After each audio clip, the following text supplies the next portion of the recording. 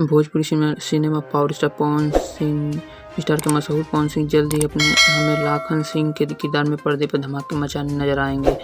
लाखन सिंह नाम की इस भोजपुरी फिल्म शूटिंग यूपी के गोरखपुर जिले से शुरू हो गई। जगदीश शर्मा निर्देशित आने वाली फिल्म लाखन सिंह को पोस्टर देखकर लग रहा है कि भोजपुरी फिल्म में वो वही पुराना और दौर लौट आया है जो 1990 का दौर था, जो हिंदी सिनेमा डाकुओं के एक से बढ़ के एक किरदार में मद्देनजर रखते फिल्म बनाई जाती है। पवन सिंह अभिनेता फिल्म लाखन सिंह कहानी क्या है यह तो आने वाले समय में ही पता चल पाएगा, लेकिन इसके पोस्टर से उसी 1990 के दौर की यादें ताज़ा होने लगी। निर्देशन फिल्म की कहानी लेकर जल्दी पब्लिक डोमेन में कोई खुलासा करने में चाहते हैं। इस लाखन सिंह का फैसला आगे आने वाला है। समय जानते हैं अदालत में होगा, जो वे डेविल्स प्रोडक्ट्स के बैनर तले बन रहा है। फिल्म लाखन सिंह निर्माता जगदीश शर्मा स्टार खास है। कहानी मनोज पांडे लिखे हैं। निर्देशक खुद जगदीश शर्मा जी हैं।